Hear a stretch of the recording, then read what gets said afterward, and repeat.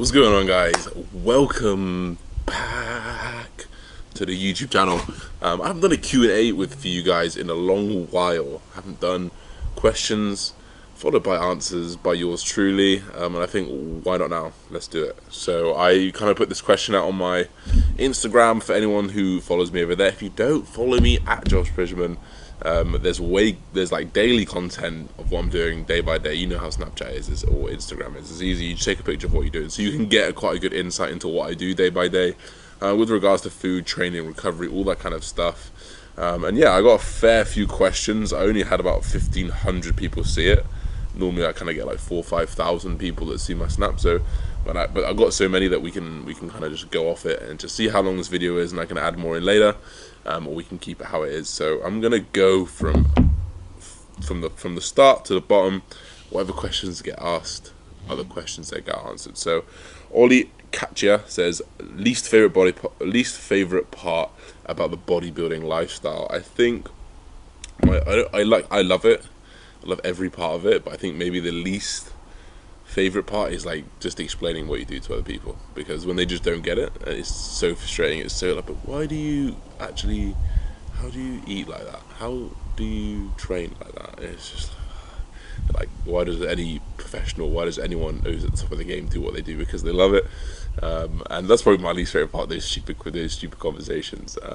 But for the most part, most people are, they're really open to it and find it kind of interesting how unique and how different like what it is. Because the fitness industry, I know we're in it, but the fitness industry is very, very small in the scheme of life. But when you're in it, obviously you get a different kind of look. You feel like everyone's into fitness. Nah, no one's into fitness. How does the sauna affect recovery? So I used a infrared sauna this morning. Put this on my Instagram. I assume that's why he's asking.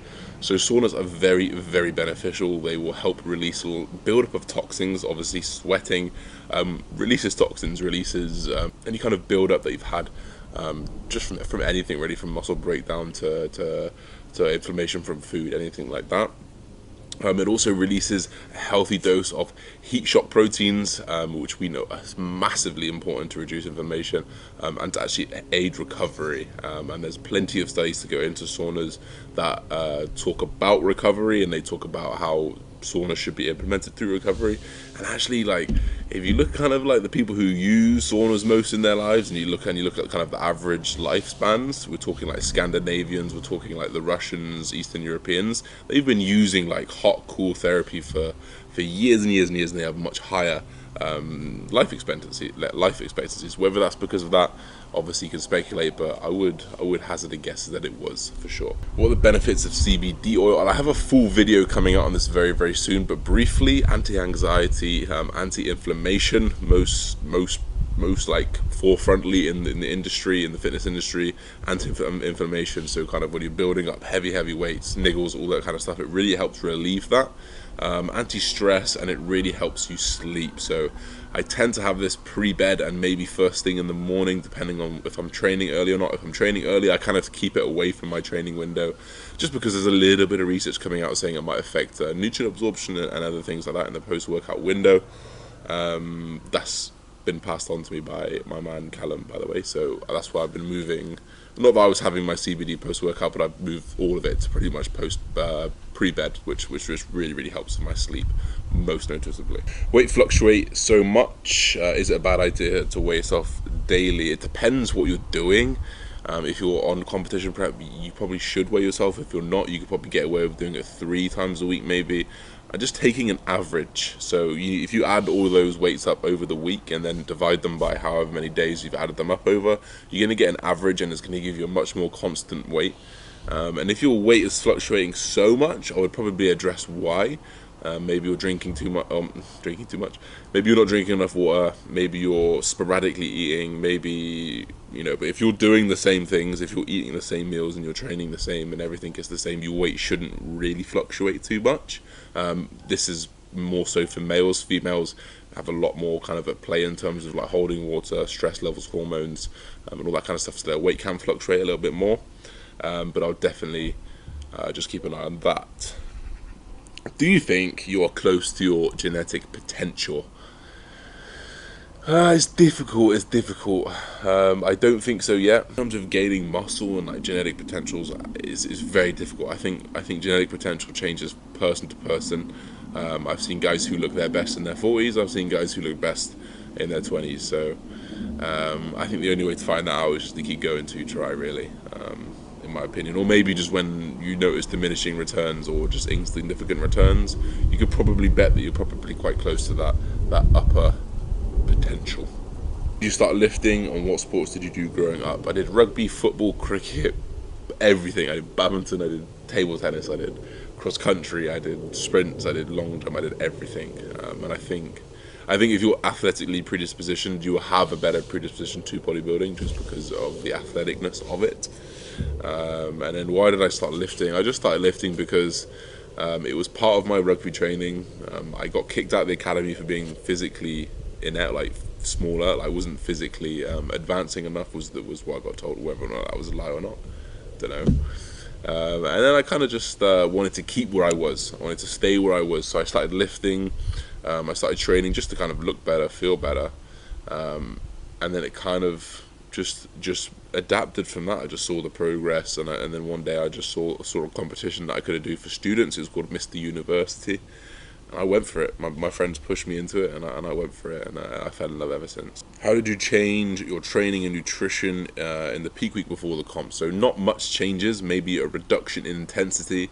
I'll probably back off the 10 out of 10 failure to maybe 7, 8 because we're thinking about staying safe and staying injury free. But roughly like the same sort of training.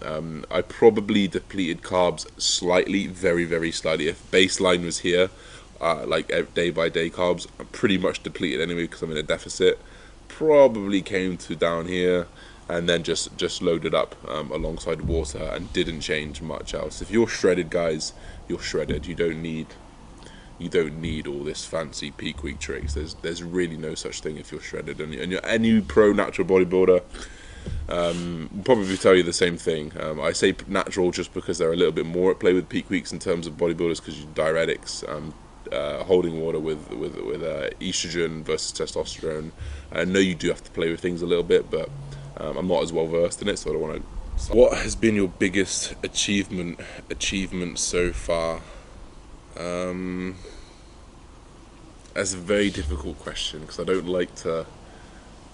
Like, my biggest so far have been things like, playing for the teams that I wanted to when I was younger, playing at rugby teams that I sought after.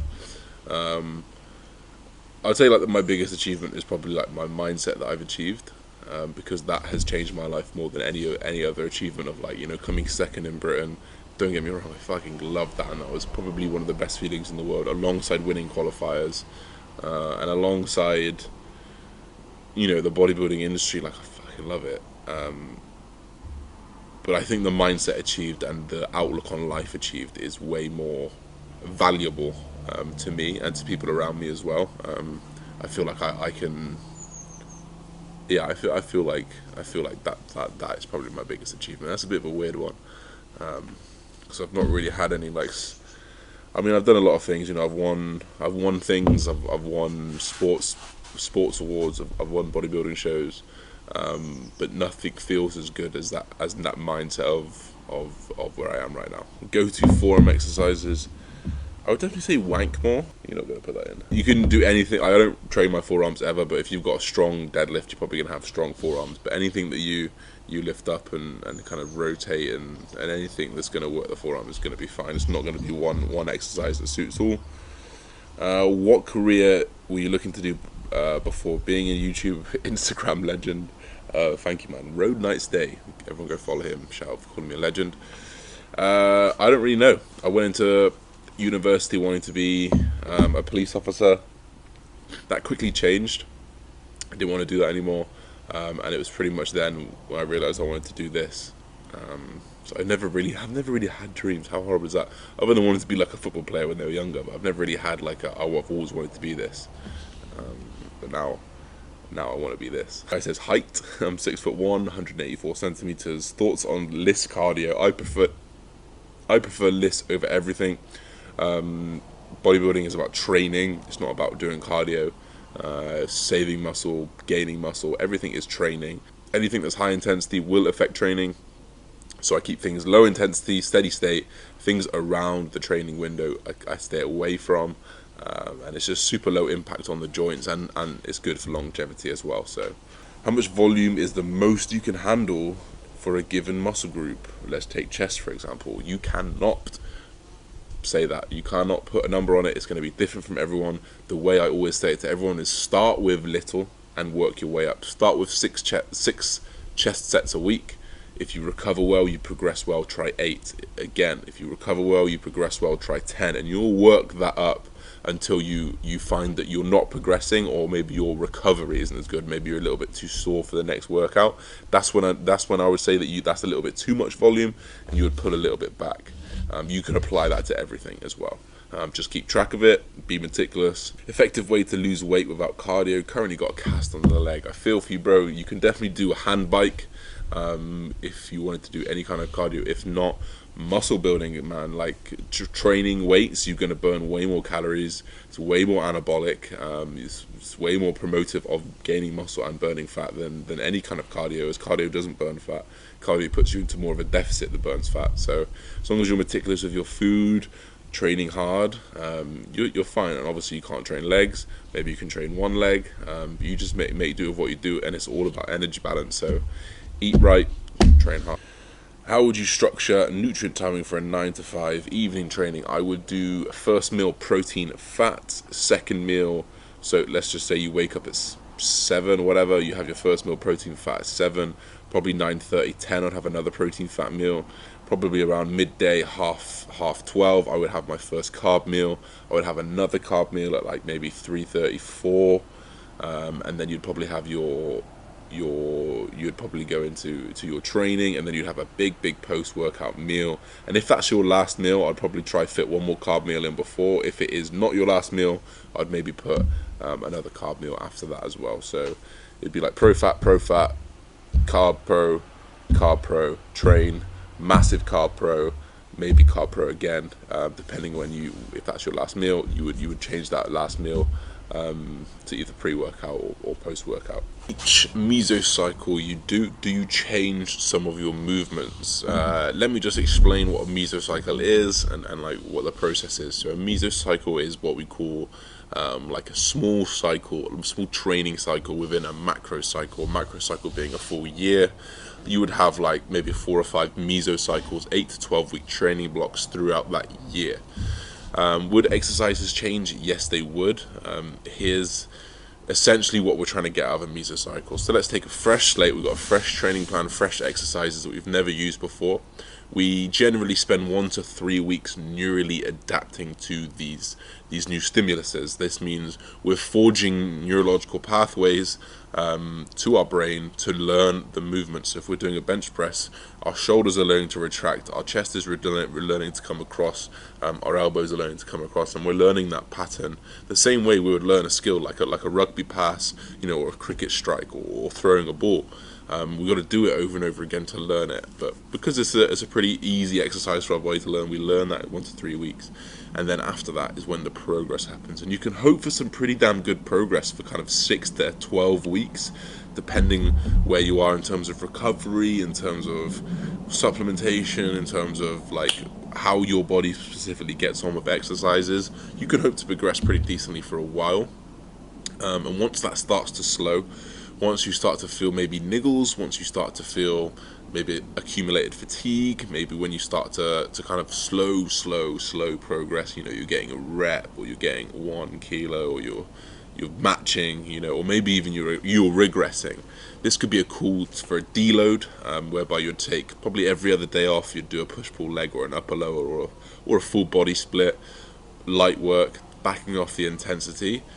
You would then take probably like a few of the exercises that really didn't get on well, or maybe you didn't progress as well as others, or maybe some are still really progressing, so you're more likely to keep those in, and then you would obviously change the goal specific to that mesocycle. So if you've had a mesocycle on your delts, maybe you'd want to change to your back. If you're just trying to grow everywhere, then yeah, you might want to just change the exercises all round, and generally that's how mesocycle goes.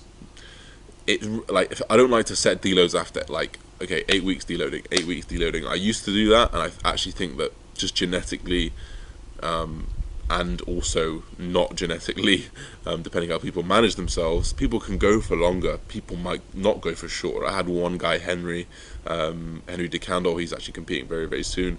He could only manage like a 5 to 6 week cycle, but the way we did it was very, very strength oriented, very almost powerliftery. So he needed that earlier because of the intensity upwards, then obviously reducing the intensity the longer you can stretch that out essentially. So definitely make sure you do these, because they need to be done. Finally, guys, final question. Best front delt exercise. Now, the thing is with front delts, every time you press, bench press, shoulder press, every time you do anything in front of you, anything coming across you, recruit that front delt. So maybe if your front delt isn't developed enough, you need to address your pressing, maybe address your flying or something like that, because it probably is being recruited. However, if it is undeveloped still, anything that's crossing the body and up, it will recruit a little bit of upper chest, but mainly the front delt.